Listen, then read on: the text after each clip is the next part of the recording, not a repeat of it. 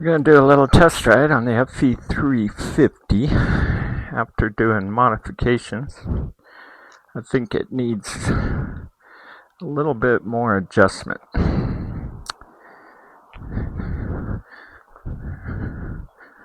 But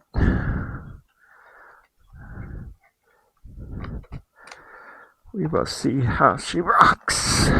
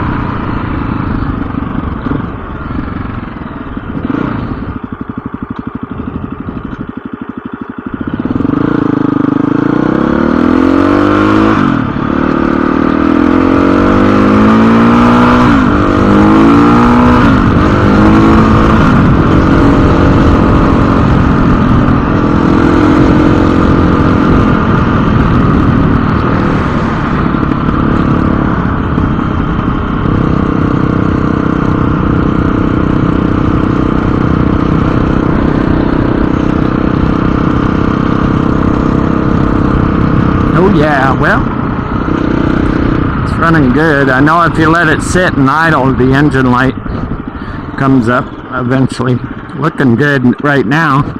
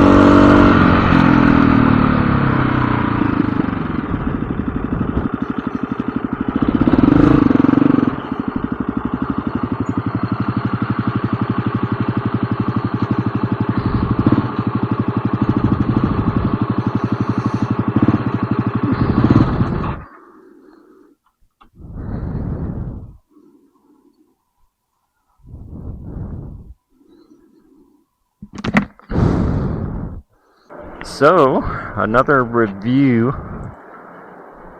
of my Husky FE350s after I've done a lot of mods. So, we're going to go for a ride. Could be a short one. Who knows? Once I get out there, I might go farther. I'm filling up my 3.9 a Service Desert tank. Oops, did I fill it up too much? I don't know. So pretty, you almost don't want to ride it in the dirt. It's a dirt bike though. Yeah, so I haven't ridden it for a year. I'm gonna stop before the dirt over by Fort Churchill. Might have to put a zip tie on that. over by Fort Churchill and go over some of the modifications before I go down the dirt road. I'm filling up just to kind of see what kind of gas mileage I'm going to get with the mods.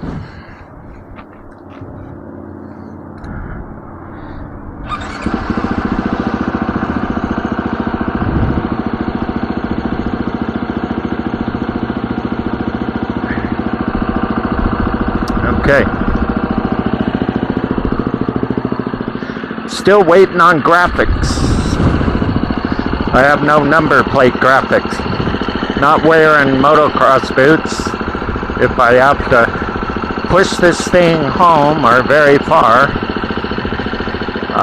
trying to walk in motocross boots is horrid, so not gonna be riding all crazy.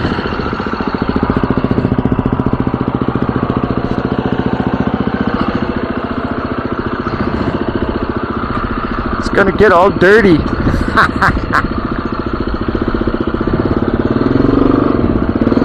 I've been making some minor adjustments to the fueling with the fueling map.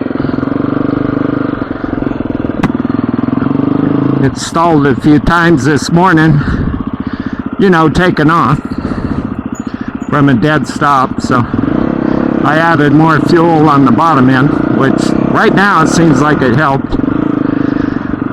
I know with some of the modifications that they do, they say you may get an engine light, and I was getting that. And one of the mod places, I bought their dongle, and then you watch the mod video, and they're like, "Oh, we recommend you don't buy the dongle. You just leave the, you know, the unit in there and disconnect it, but have it plugged in. Then you won't get engine codes." But I'm like, well, why didn't you tell me before I bought your dongle? But anyway, we'll see how it works.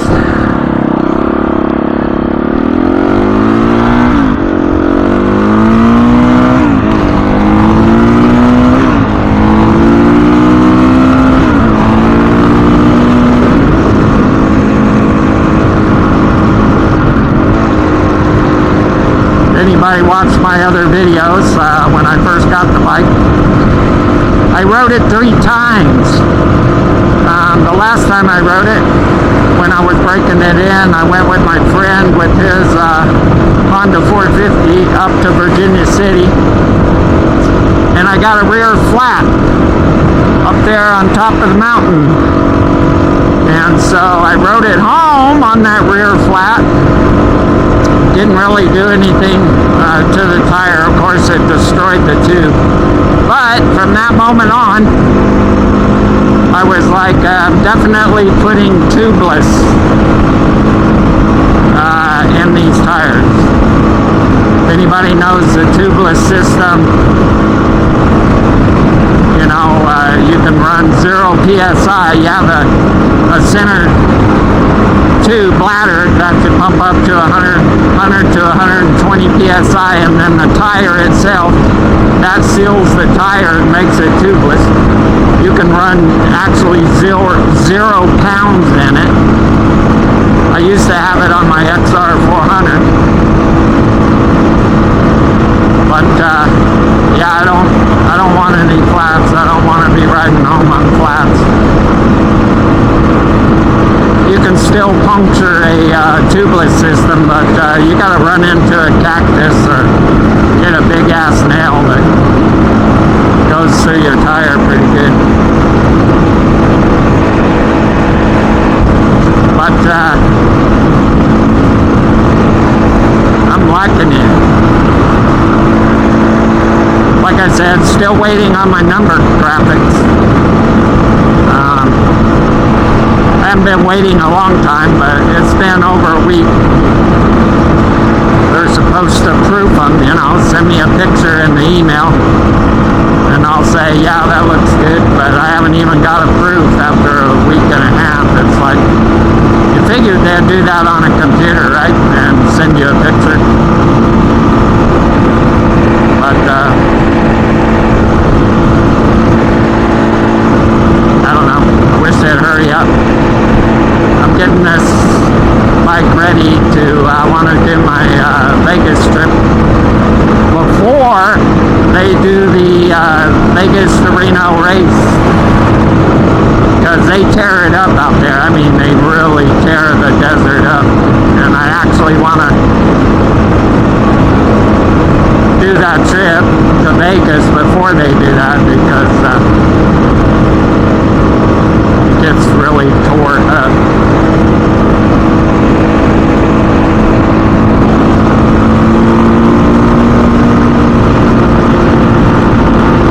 I'm liking it. I mean, it feels good. I notice a little bit difference from stock. I wouldn't say, you know, I didn't ride it enough stock, I guess, to really give an opinion about, you know, taking all the small stuff off and then going, whoa, man, it's such a huge difference. I can tell a difference, but I can't, at the moment, tell a huge difference. I put a clutch weight on this side. They have 7-ounce clutch weights, 9-ounce clutch weights, 11-ounce clutch weights, and 13-ounce clutch weights. So I put the 9-ounce in, and then after I did that, there was a reason why I did that, is because possibly the bigger weights would rub on the clutch cover, and so you'd have to buy a different clutch cover, a bigger one, a thicker one. So I bought the 9-ounce, and then there's people saying, well, if you don't get the 11 or 13-ounce, you really don't notice that much of a difference. And I'm like, well, it's going to be a difference, so whatever.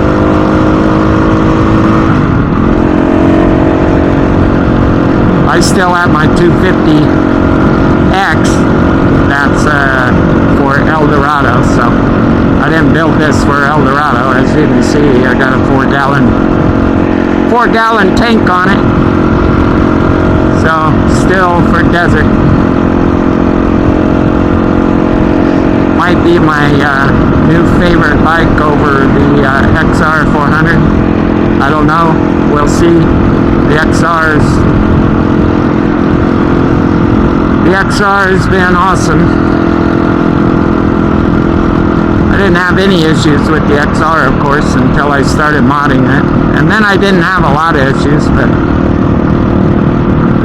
you know, issues with modding stuff, so.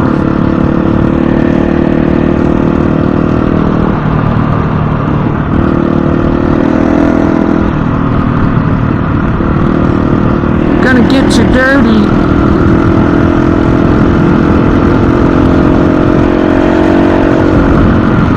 I feel naked not wearing motocross boots. Kind of sketch. Not gonna get all crazy, guys.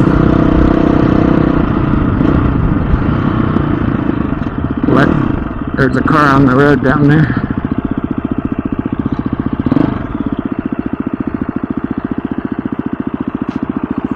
Quickly,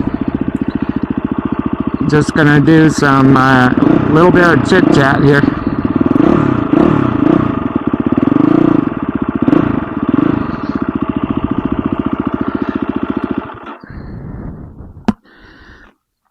Real quick, you know, it's over 90 degrees out here, and that doesn't bother me too much. All right, so I did buy a whole set of new plastics, so I put the stock ones away, and I bought this graphics kit because I like Rockstar.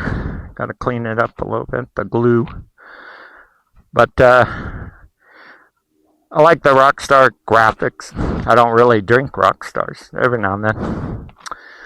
I got the AXP skid plate, plastic, which protects the linkage. I bought this P3, pipe guard. I needed that because I was burning holes in my riding gear, my brand new riding gear. In this plastic kit, these came gray. The originals are all white, but I like the gray. Let's see, I bought this headlight, dual 5 for riding at night. That came from Poland. I haven't ridden at night yet. Today's the first ride since over a year. As I was saying, coming down the road, I put tubliss in, front and back. So, help eliminate most flats, or at least you can fix it with a plug kit. You can ride it home on 0 PSI though. And then I got, emissions delete. This bike's out in the dirt 95% of the time. I only ride down the highway to get here.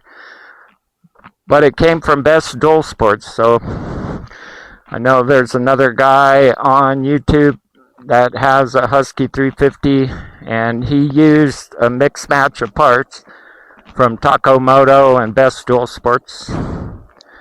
So I just went with Best Dual Sports, and I might get a seat, concept seat. Not sure yet. I guess I'll have to do 150 miles and let you know. Other modifications. Well, I did these what's the name? Heck, HDB. Handlebar guards. Black. I had to modify them myself so that fit. I did have silver ones and traded my friend for those. And I like that because they have the built-in mirrors. Not a huge fan of aluminum ones because if you crash hard enough, you bend them. And if you do that on the throttle side, you can have a big problem right away. It'll bend in on the throttle and you can't use the throttle.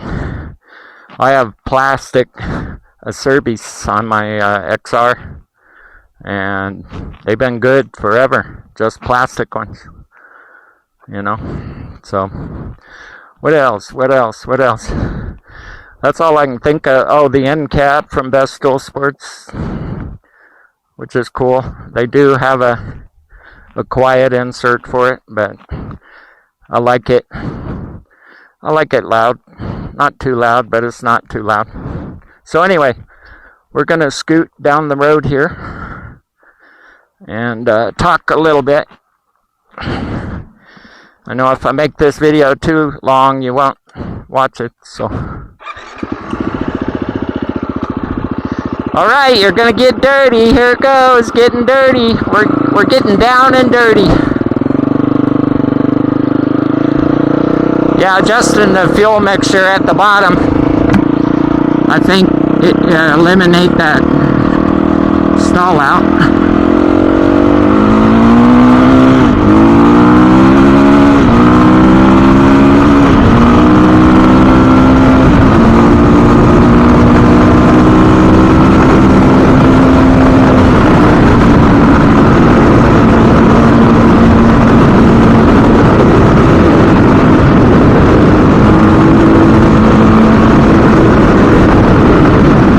Tire pressure kind of high right now. I think I got 14, 15 in the front, 15 or 16 in the back. I'll lower those quite a bit.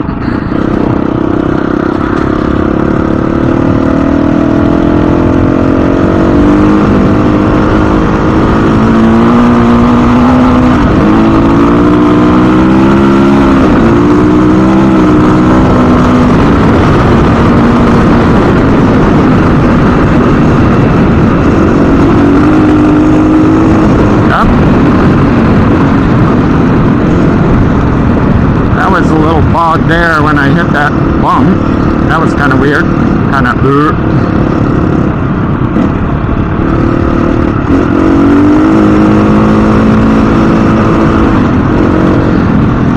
seems like it pulls a little harder now with the Best Dual Sports kit in it. It's still very linear though. the power on it. That's also what that weight's supposed to do, and the clutch weight is supposed to make it real linear, you know, so it's not jerky.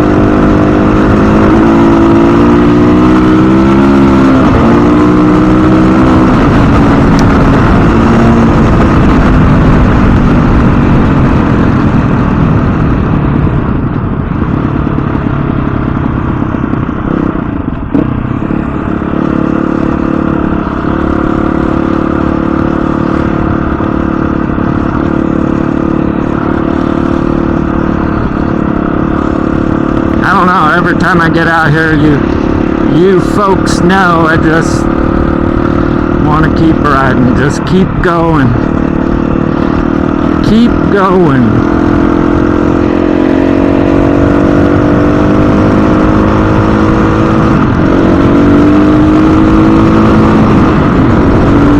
Shifting is very smooth without the clutch.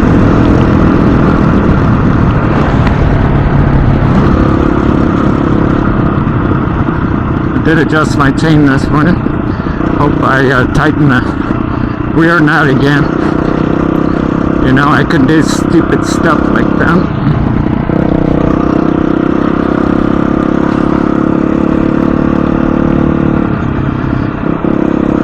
Especially when you're doing modifications and stuff, you forget to bolt some stuff up. I try to remember to do it in sequence, but I forget. Pretty sure I tightened that nut, but yeah.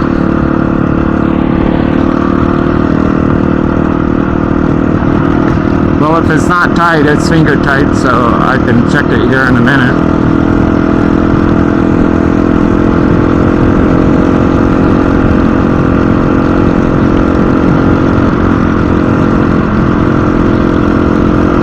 Tires feel a little skatey at 15 pounds, you know. I usually run like 14 in the back, 13, 14 in the back, and 10 in the front. That's where I like it.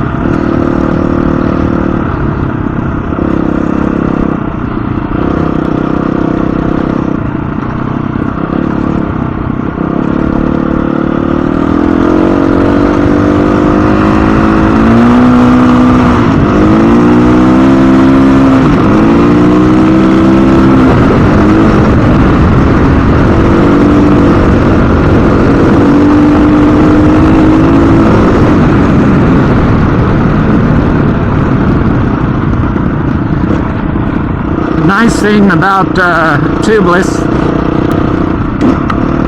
as those of you who use tubliss know, that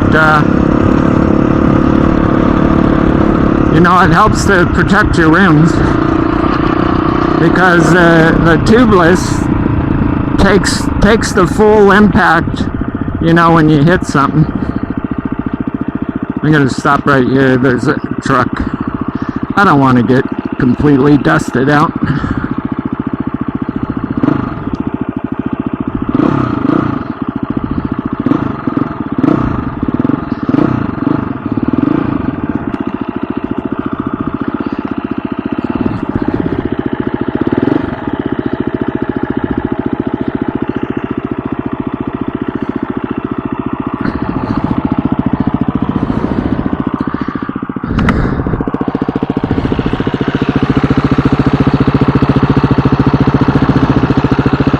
Okay, it looks like I tightened it.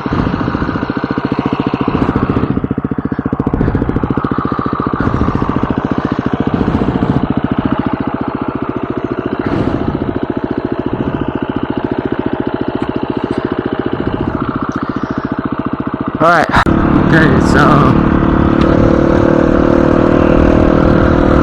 we're going going by the camp area, or some people are living here.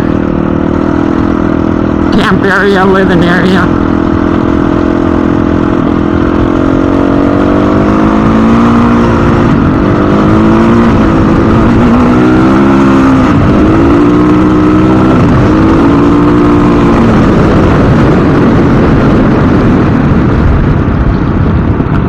I know I said on the highway I can't really tell that much difference between the stock and, yeah, I can tell it coming down Fort Churchill though. It just feels like it wants to go, like twist the throttle, yeah, feels good. I like it. Still wish I would have found the 500 to buy, but you know, the 500 I think only weighs like 7-8 pounds more than this one. Maybe not even that much, so. But it's good. You know, this thing probably does 80 something miles an hour. That's alright in the desert.